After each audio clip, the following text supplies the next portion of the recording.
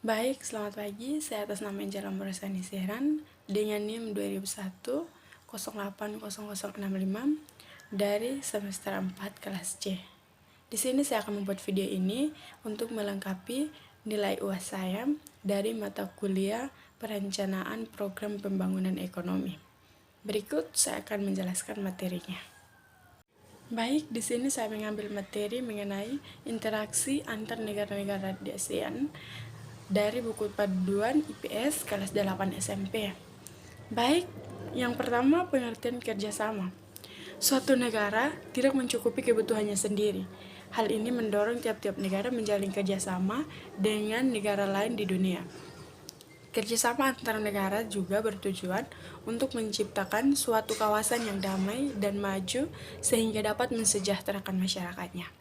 Dalam lingkup regional, negara-negara di kawasan Asia Tenggara menjalin kerjasama atas dasar persamaan wilayah. Dapat disimpulkan bahwa yang dimaksud dari kerjasama yaitu menjalin hubungan antara dua negara atau lebih untuk mencapai suatu kesepakatan. Yang berikut faktor pendorong kerjasama.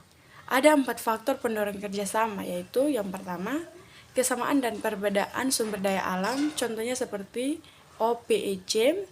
Yang kedua, persamaan dan perbedaan wilayah, contohnya ASEAN. Yang ketiga, kesamaan dan perbedaan teknologi. Dan yang keempat, kesamaan dan perbedaan budaya. Yang berikut, faktor penghambat kerjasama.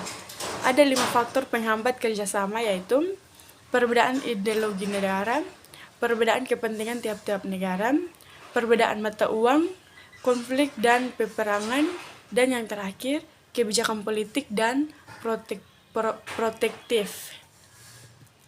Yang berikut bentuk-bentuk kerjasama ASEAN. Yang pertama, dalam bidang sosial dan budaya. Beberapa bentuk kerjasama di bidang sosial negara-negara anggota ASEAN, antara lain yaitu pertama, bidang pembangunan sosial dengan menekankan kesejahteraan golongan berpendapat rendah, perluasan kesempatan kerja, serta pembayaran atau upah yang wajar. Yang kedua, membantu kepada kaum wanita dan pemuda dalam usaha-usaha pembangunan. Yang ketiga, menanggulangi masalah-masalah perkembangan penduduk dengan bekerja sama dengan badan-badan internasional yang bersangkutan. Yang keempat, pengembangan sumber daya manusia. Yang kelima, peningkatan kesejahteraan. Yang keenam, program peningkatan kesejahteraan, makan, dan obat-obat. Yang ketujuh, pertukaran budaya dan seni, juga festival film ASEAN. Yang kedelapan, penandatanganan kesepakatan bersama di bidang pariwisata ASEAN atau ASEAN Tourist Agreement atau ATA. Yang kesembilan, penyelenggaraan pesta olahraga 2 tahun sekali melalui SEAGN. Yang keberikut, bidang kerjasama di bidang politik dan keamanan.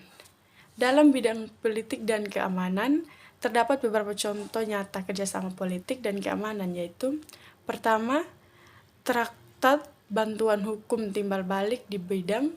Yang kedua, Konvensi ASEAN tentang Pemberantasan Terorisme. Yang ketiga, pertemuan para menteri pertahanan. Yang keempat, penyelesaian sengketa Laut Cina Selatan. Yang kelima, kerjasama pemberantasan kejahatan lintas negara. Yang keenam, kerjasama di bidang hukum, bidang migrasi dan kekonsuleran, serta kelembagaan antar parlemen. Yang berikut, bentuk kerjasama di bidang pendidikan. Kerjasama di bidang pendidikan memiliki contoh, yaitu pertama, ASEAN atau Council of Teacher Convention atau ACT di Sanur, Denpasar. Yang kedua, penawaran beasiswa pendidikan. Yang ketiga, negara-negara ASEAN memanfaatkan beasiswa untuk belajar di beberapa universitas di negara-negara ASEAN dan Jepang atas biaya yang diberikan oleh ASEAN Japan Scholarship Fund atau dana beasiswa ASEAN Jepang. Yang keempat, olimpiade di bidang pendidikan. Contohnya seperti Pertamina menyelenggarakan Olimpiade Sains Nasional atau ASN tahun 2005. Yang berikut, pengaruh kerjasama ASEAN. Ada beberapa pengaruh kerjasama ASEAN, yaitu pertama, kerjasama yaitu pertama, pengaruh di bidang sosial budaya, yang kedua, bidang politik keamanan, yang ketiga, bidang pendidikan, yang keempat, bidang ekonomi. Berikut pengaruh kerjasama terhadap kehidupan di ASEAN. Ada beberapa pengaruh kerjasama terhadap kehidupan di ASEAN, yaitu bidang ekonomi, bidang sosial, bidang budaya, dan bidang politik. Baik, sekian hasil penjelasan saya mengenai materi interaksi antara negara-negara ASEAN dari buku panduan IPS terpadu kelas 8 SMP. Terima kasih.